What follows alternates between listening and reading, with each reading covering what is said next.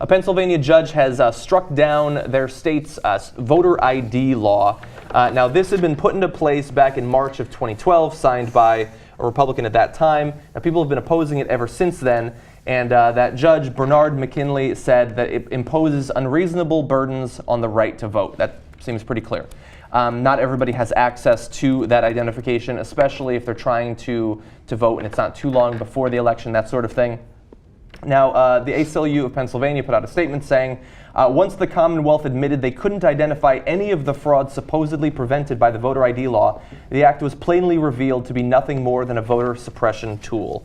Now, we don't have, especially in the past year, we don't have a lot of victories in this area. One more time, put that quote up again, because it's key. It's not a court. Once the Commonwealth admitted, like the state that passed it, once Pennsylvania admitted there's no voter fraud, then there's nothing there. And if there's no voter fraud in Pennsylvania, there's no voter fraud anywhere else. Well, potentially Ohio. And the Secretary of State Republican did do a massive $150,000 investigation into voter fraud in Ohio, was able to convict 5 people of voter fraud. And in many of those cases, it seemed kind of understandable that they did what they did.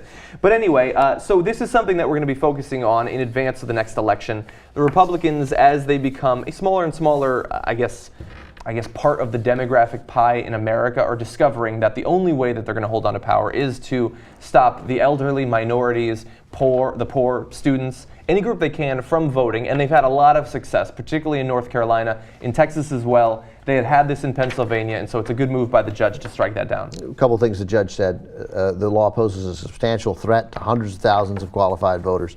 And voting laws are designed to assure fair and free election. Voter ID law does not further this goal. That's great. It's just great to see a judge, a grown-up, expressing those thoughts. And we need that law. We need a judge like that to overturn the law in North Carolina.